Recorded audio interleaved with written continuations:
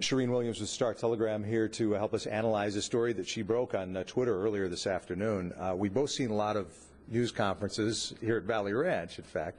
Never one quite like that today. A lot of emotion flowing up there. Extremely unusual. You know, usually you see the emotion when a guy retires, a Troy Aikman or Roger Staubach, but today we saw a guy sign and a whole lot of emotion in that room, just what he's gone through to get to this point. I was there in Chicago last week when they escorted him out of the Play 60 event, and he wasn't going to do any media interviews, and of course he left and flew home, and he was going to be a top 10 pick, and now he's not, but he got to choose his team. That's the good thing for him, and he chose the Dallas Cowboys.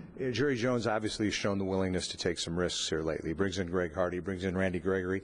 You know, this is a different circumstance in that young Mr. Collins, you know, has not been charged with anything. He's not suspected with anything, but still somewhat of an element of risk involved. Jerry clearly going all in to try to build this team to be as strong as it can be right now. Yeah, you know, NFL security did a full background check on this guy. What they came up with was a speeding ticket. That's it in his background. He's about to become a Boy Scout, or was close to becoming a Boy Scout.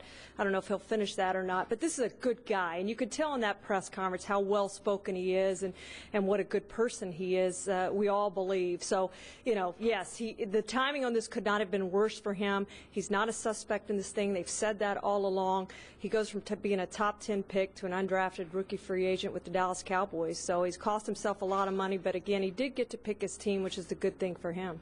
Looks like he'll be a guard to begin with anyway on this offensive line, huh? Yeah, it does look that way. You figure he's going to compete with Ron Leary at the left guard position, although Doug Free, with his injury coming back from the rehab, he may have a chance there at right tackle. Jason Garrett said he'll get to try both positions, but I think most of us expect him to compete for that right guard position.